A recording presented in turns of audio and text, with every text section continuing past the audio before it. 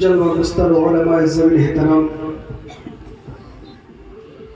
اور نعت خوانان رسول خیر الانام، خصوصیت کے ساتھ منبر شریف پر رونق افروز پہ طریقت رہبر راہ شریعت حضرت علامہ الحاج سید خلیق اشرف صاحب قبلہ اشرف الجیلانی مقدس النورانی اور اس پاکیزہ اجلاس میں قریب و دور سے آئے ہوئے تمام شرکاء، السلام علیکم ورحمۃ اللہ تعالی وبرکاتہ۔ الحمد للہ الذی ابدع الافلاک والارضین والصلاة والسلام على من كان نبيا وآدم بين الماء والطين وعلى آله وأصحابه وجنوده وابنه الغوث العظيم الجلالي البغدادي أجمعين، أما بعد، فقد قال النبي صلى الله تعالى عليه وسلم: من سن في الإسلام سنة حسنة فله أجرها وأجر من عمل بها إلى يوم القيامة من دون أن ينقص من أجورهم شيء، صدق الله مولانا العلي العظيم وصدق رسوله النبي الأمين الكريم۔ آئیے مولا اب سب سے پہلے کچھ عرض و معروف سے پیشتر گنبد خضرا میں آرام فرمانے والے آقا مصطفیٰ جان رحمت، شمع بزم ہدایت، کعبہ کے بدر الدجا، طیبہ کے شمس الضحیٰ، روحی فدا ہو جناب محمد رسول اللہ صلی اللہ علیہ وسلم کی بارگاہ گوہربار میں اپنی غلامی کا ثبوت دیتے ہوئے غلامانہ انداز میں درود و سلام کا مخلصانہ محبتانہ نذرانہ پیش کرنے کی سعادتیں اور برکتیں حاصل کریں، اور سارا مجمع اپنے نبی کی بارگاہ میں والہانہ درود شریف پیش کریں۔ اللہم صلی علی سیدنا حبیبنا نبینا مولانا محمد معدی الجود والکرم منبع العلم والحلم والحکم والہ الکرام الکریم وبارک وسلم، صلاۃ و سلام علیک یا رسول اللہ، صلاۃ و سلام علیک یا حبیب اللہ۔ نبی اور آل نبی پر، رسول اور آل رسول پر ایک بار اور درود شریف پیش کریں۔ صلی اللہ علی النبی الامی وآلہ وصلی اللہ تعالی علیہ وسلم، صلاۃ و سلام علیک یا رسول اللہ، صلاۃ و سلام علیک یا حبیب اللہ۔ اپنے گناہوں کی معافی کے لیے اور اپنے مرحومین کی نجات و بخشش کے لیے ایک بار اور درود شریف پڑھیں دل لگا کر کے۔ اللہ رب محمد صلی اللہ علیہ وسلم، نحن عباد محمد صلی اللہ علیہ وسلم وعلی ذویہ وصحبہ ابد الدہور وکرمہ۔ یا خدا بہر جناب مصطفیٰ امداد کن، یا خدا بہر جناب مصطفیٰ امداد کن، یا رسول اللہ از بہر خدا امداد کن، یا رسول اللہ از بہر خدا امداد کن، یا شفیع المذنبین یا رحمت للعالمین، یا شفیع المذنبین یا رحمت للعالمین، یا امان الخائفین یا ملتجا امداد کن، یا امان الخائفین یا ملتجا امداد کن۔ اور اے شہید کربلا، یا شہید کربلا، یا شہید کربلا، اے شہید شاہ گلگوں قبا، راکب دوش مصطفیٰ امداد کن۔ اور غوث اعظم بمن بے سر و ساما مدد دے، غوث اعظم بمن بے سر و ساما مدد دے، قبلہ دین مدد دے، کعبہ ایمان مدد دے، ماں گدا ایک تو سلطان دو عالم ہستی، ماں گدا ایک تو سلطان دو عالم ہستی، استدارین تمایا شہ جیلا مددے، استدارین تمایا شہ جیلا مددے۔ اور بگردابے بلا افتادہ کشتی، بگردابے بلا افتادہ کشتی، ضعیفان شکستہ رات کشتی، بحق حضرت عثمان ہارونی، مدد دنیا معین الدین چشتی، مدد دنیا معین الدین چشتی۔ حضرات خطبہ مسنونہ کے بعد میں نے ایک حدیث مصطفیٰ پڑھنے کا شرف حاصل کیا ہے۔ اللہ کے پیارے حبیب دانائے خفائے و غیوب جناب محمد رسول اللہ صلی اللہ تعالی علیہ وسلم ارشاد فرماتے ہیں: من سنّ فی الاسلام سنۃ حسنہ فلہ اجرها واجر من عمل بها الى یوم القیامہ. جس کا مفہوم و ترجمہ یہ کہ جس نے اسلام میں کسی اچھے طریقے کو جاری کیا، جس نے اسلام میں کسی نیک کام کی، اچھے کام کی ابتدا کی، تو آقا علیہ السلام ارشاد فرماتے ہیں کہ اس کے لیے اس نیک کام کا اجر و ثواب ہے، اور ان لوگوں کا بھی اجر و ثواب اس کے لیے ہے جو قیامت تک اس کے اس جاری کردہ نیک کام پر عمل کرنے والے ہیں. میرے آقا علیہ السلام نے واضح الفاظ میں ارشاد فرما دیا کہ جس نے اسلام میں اچھے طریقے کی ایجاد کیا، اچھے طریقے کو جاری کیا، تو اس کے لیے اس کے اس جاری کردہ اچھے طریقے کا اجر و ثواب ہے. اور صرف یہی نہیں بلکہ اس کے اس طریقے پر، اس کے اس سنت حسنہ پر، طریقہ حسنہ پر قیامت تک جو بھی عمل کریں گے ان کا بھی اجر و ثواب اس کو ملے گا. حضرات، یہ بڑی خوشی کی بات ہے کہ آج کا یہ روح پرور عظیم الشان اجلاس جس میں ہم اور آپ شریک سعادت ہیں، یہ اجلاس ایک دینی ادارے، ایک دینی اسکول کے سنگ بنیاد کے سلسلے میں منعقد کیا گیا. بڑے خوش نصیب ہیں اس گاؤں کے لوگ، مسلمان حضرات، اور خاص کر ڈاکٹر وارث علی. انہوں نے نئے مدرسے کے بنانے کے لیے انہوں نے اپنی زمین وقف کر دی، اپنی زمین انہوں نے وقف کر دی ہے. یہ بہت بڑا جذبہ ایثار انہوں نے پیش کیا ہے. اللہ تبارک و تعالیٰ ان کے اس جذبہ ایثار کو اپنی بارگاہ میں قبول و مقبول فرمائے. یہ بہت بڑا کارنامہ انہوں نے انجام دیا کہ مدرسہ بنانے کے لیے انہوں نے اپنی زمین وقف کر دی. اور آپ جانتے ہو مدرسہ بن کے تیار ہوگا تو اس میں اسی گاؤں کے اور دوسرے گاؤں کے بچے پڑھنے کے لیے آئیں گے، اس میں دینی تعلیم حاصل کریں گے، تو اس کا ثواب ان کے نام اعمال میں لکھا جاتا رہے گا. وہ نہ بھی رہیں گے لیکن جب تک مدرسہ رہے گا اس کا ثواب ان کے نام اعمال میں لکھا جاتا رہے گا. یہ بہت بڑا کارنامہ ہے. اور دینی مدرسہ اور دینی اسکول کا قائم کرنا بہت ضروری ہے. اگر دینی مدرسہ نہیں رہے گا تو دینی باتیں آپ کو کیسے معلوم ہوگی؟ وضو کیسے کیا جائے گا؟ نماز کیسے پڑھی جائے گی؟ روزہ کیسے رکھا جائے گا؟ زکوٰۃ کس طرح کس انداز سے ادا کی جائے؟ دیگر مسائل شرعیہ سے واقفیت کب حاصل ہوگی؟ لہذا دینی مدرسہ کا قیام ضروری ہے اور ضروری تھا. اسی ضرورت کے پیش نظر ڈاکٹر وارث علی نے اپنی زمین اس کے لیے وقف کر دیا ہے. اللہ تبارک و تعالیٰ ان کے اس جذبہ ایثار کو اپنی بارگاہ میں قبول فرمائے. اور ساتھ ہی ساتھ حضرت مولانا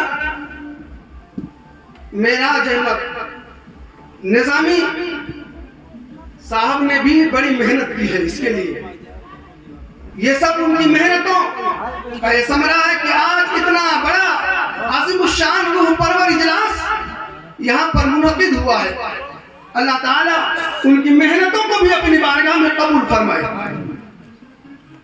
حضرات، دینی مدرسہ کا قیام بہت ہی ضروری ہے. اگر دینی مدرسہ قائم نہیں رہے گا تو ہمارے اور آپ کے بچے دینی مسائل سے، دینی تعلیمات سے نابلد رہیں گے، ناواقف رہیں گے. اور دیکھو نبی کریم صلی اللہ علیہ وسلم نے بھی دینی مدرسہ قائم کیا. جب تک آپ مکہ شریف میں ہجرت نہیں فرمایا تھا، اس وقت آپ نے جو مدرسہ قائم کیا تھا وہ مدرسہ دار ارقم تھا۔ حضرت ارقم کا گھر میرے آقا علیہ السلام نے مدرسہ کے طور پر اس کو قائم فرمایا تھا۔ جو صحابہ جو حضرات مسلمان ہوتے تھے اسی دار ارقم میں رہ کر کے دینی تعلیم حاصل کیا کرتے تھے۔ تاریخ اسلام شاہد ہے کہ حضرت عمر فاروق اعظم رضی اللہ تعالی عنہ نے اسی دار ارقم میں آ کر کے اسلام کو قبول کیا اور اسی دار ارقم سے آپ نے دینی تعلیم حاصل کی اور آپ پڑھ کر کے عالم بنے۔ پھر آقا کریم صلی اللہ علیہ وسلم نے جب مکہ شریف سے ہجرت فرمائی، آپ مدینہ طیبہ تشریف لائے، تو دنیا جانتی ہے کہ آقا کریم صلی اللہ علیہ وسلم نے ایک مسجد کی تعمیر فرمائی اور اسی مسجد کے بغل میں آقا کریم صلی اللہ علیہ وسلم نے ایک دینی مدرسہ قائم کیا۔ صفہ چبوترے کے نام سے منسوب میرے نبی نے ایک مدرسہ قائم کیا تھا، اس مدرسے کا نام صفہ تھا۔ چبوترا نامی ایک جگہ تھی جہاں پر صحابہ کرام بیٹھ کر کے دینی تعلیم حاصل کیا کرتے تھے۔ میں بتانا یہ چاہتا ہوں کہ مسجد کے ساتھ ساتھ مدرسے کا قیام بھی ضروری ہے۔ اگر مدرسہ نہیں رہے گا ہمارے بچے دینی مسائل سے ناواقف رہیں گے، ہمارے بچوں کو دینی مسائل اور احکام دینیہ سے نابلدی رہے گی۔ اس لیے ضروری ہے کہ مدرسہ کو قائم کیا جائے اور مدرسے کو فروغ دیا جائے، ایک مضبوط مدرسہ بنایا جائے۔ اور مدرسے کی اہمیت کا اندازہ آپ کس سے لگا سکتے ہو؟ تعلیم کس قدر ضروری ہے، علم حاصل کرنا کس قدر لازمی اور ضروری ہے، اس کا آپ اندازہ اس سے لگا سکتے ہو کہ آقا کریم صلی اللہ علیہ وسلم پر سب سے پہلی وحی جو نازل ہوئی غار حرا میں، آپ جانتے ہو کہ وہ اقرا کے نام سے ہے۔ اقرا بسم ربک الذی خلق، اے محبوب پڑھیے اپنے اس رب کے نام سے جس نے پیدا کیا ہے۔ حضرات سب سے پہلی وحی غار حرا میں مصطفیٰ جان رحمت صلی اللہ علیہ وسلم پر جو نازل ہوئی ہے وہ اقرا ہے۔ پڑھو اے محبوب، تعلیم حاصل کرو، اے محبوب علم حاصل کرو۔ پتہ چلا کہ علم حاصل کرنا بہت ہی ضروری ہے، اور علم حاصل کرنا ضروری اس لیے ہے کہ اللہ تعالیٰ نے اپنے حبیب پر سب سے پہلی وحی نازل فرمائی، وہ تعلیم اور علم کے متعلق تھی۔ اس لیے علماء فرماتے ہیں کہ سب سے پہلی وحی نازل فرمائی اللہ تعالیٰ نے اپنے نبی پر، وہ تعلیم ہے، وہ علم ہے۔ یہ نہیں فرمایا کہ اے محبوب آپ نماز پڑھو، سب سے پہلی وحی نماز کے متعلق نہیں۔ یہ نہیں فرمایا گیا کہ روزہ رکھو، یہ نہیں فرمایا گیا کہ زکات دو، یہ نہیں فرمایا گیا کہ حج کرو، یہ نہیں فرمایا گیا کہ صدقات و خیرات کرو، دیگر اعمال صالحہ کرو۔ سب سے پہلی وحی غار حرا میں میرے نبی پر جو نازل ہوئی اتری، وہ علم کے متعلق تھی، وہ تعلیم کے متعلق تھی، نماز روزہ حج زکات کے متعلق نہیں۔ پتہ چلا کہ علم حاصل کرنا نماز سے بھی زیادہ اہم ہے، روزے سے بھی زیادہ اہم ہے، حج و زکات سے بھی زیادہ اہم ہے، دیگر اعمال صالحہ سے بھی زیادہ اہم ہے۔ اس لیے کہ اگر تعلیم نہیں رہو گی نماز کیسے پڑھو گے؟ تعلیم نہیں رہے گی زکات کیسے دو گے؟ تعلیم نہیں آپ کو حاصل رہے گی تو آپ روزہ کس انداز سے رکھو گے، زکات اور حج کس انداز سے کرو گے؟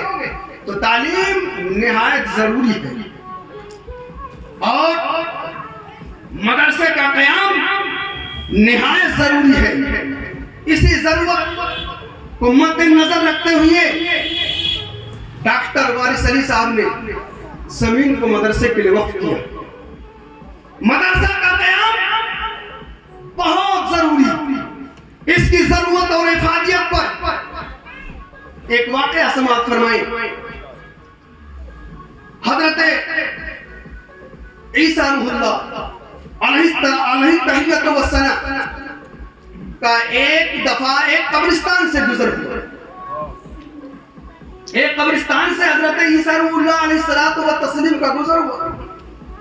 آپ نے ملاحظہ فرمایا گزرتے وقت کہ ایک قبر کے مردے پر عذاب ہو رہا ہے، وہ عذاب میں مبتلا ہے. آپ یہ ملاحظہ فرما کر کے گزر گئے اس قبرستان سے، اور آگے جا کر کے آپ نے استنجا فرمایا.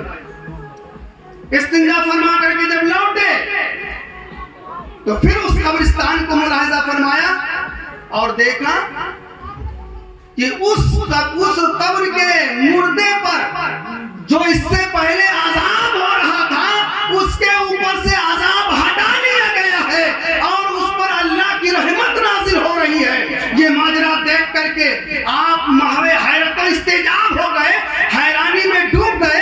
رب کی بارگاہ میں عرض کیا، اے میرے پروردگار ماجرا کیا ہے؟ اس میں علم اور اس میں حکمت اور اس کی وجہ کیا ہے؟